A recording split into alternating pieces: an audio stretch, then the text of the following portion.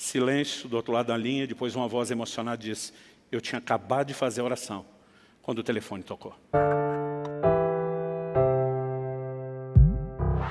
Um dia entrei no escritório de casa. Naquela época o escritório era só o lugar de amontoar os livros, os papéis e não trabalhar tanto. Mas eu lembro que eu entrei para pegar alguma coisa.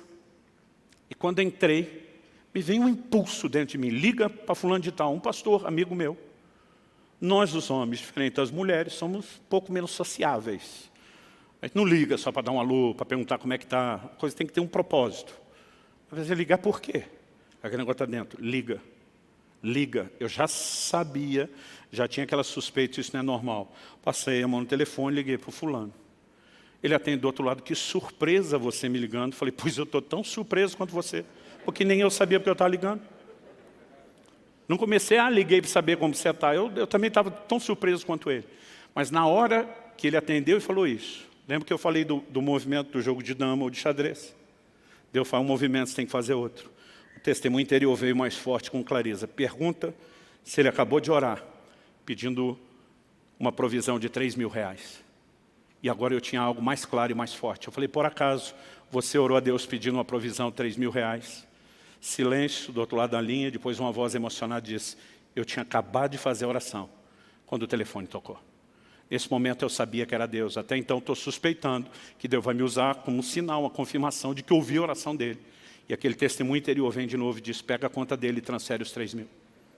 A minha vontade era dizer: pediu para você, não para mim, o que é que eu tenho a ver com isso? Mas essa altura do campeonato, eu sei que eu não tenho como saber que ele orou pedindo 3 mil.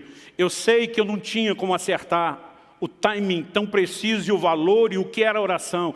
Nessa altura do campeonato, tenho mais dúvida que é Deus.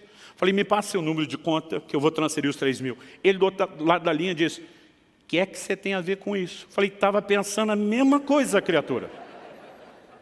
Ele falou: mas me responda. Eu falei para ele: me responda.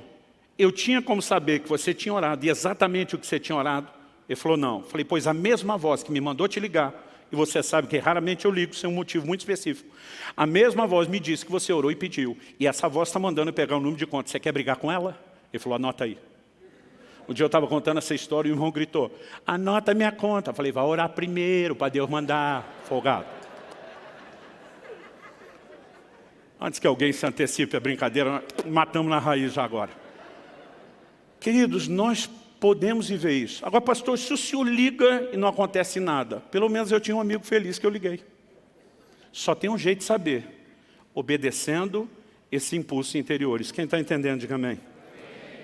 À medida que a gente vai vivendo esse nível de direcionamento simples, às vezes é algo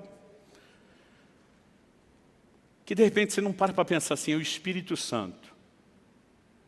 Mas vamos falar sério, você falou mal de alguém, algo está te incomodando depois, não deveria ter agido isso. Você acha que o diabo está querendo que você se arrependa de algo errado? Você está lá cheio de razão, tentando provar que não, que você fez certo, que você está certo, mas aquilo ainda continua te incomodando. Agora você imagina se a gente leva isso em conta. João escreve e diz: vós tendes a unção do santo, e todos tendes conhecimento. Não tendes necessidade de que ninguém vos ensine coisa alguma, porque a unção do santo que está em vós é verdadeira, vos ensina todas as coisas.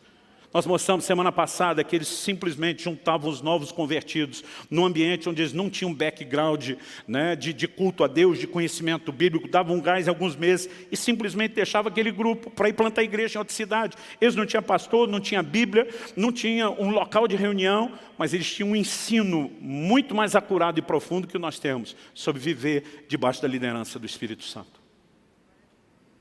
Sabe, querido, muitas vezes, ou porque nós colocamos a expectativa de que Deus fala tem que ser uma coisa muito contundente, exagerada, e mistificamos o que deveria ser simples, ou porque mesmo entendendo a simplicidade, nós paramos de corresponder, nós não vamos crescer nessa área.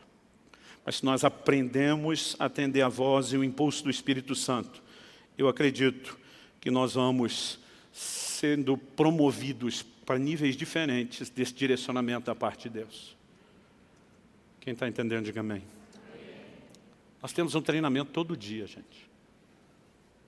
Viver a liderança do Espírito Santo não é algo que está restrito a um culto, a um momento devocional, a uma reunião da célula.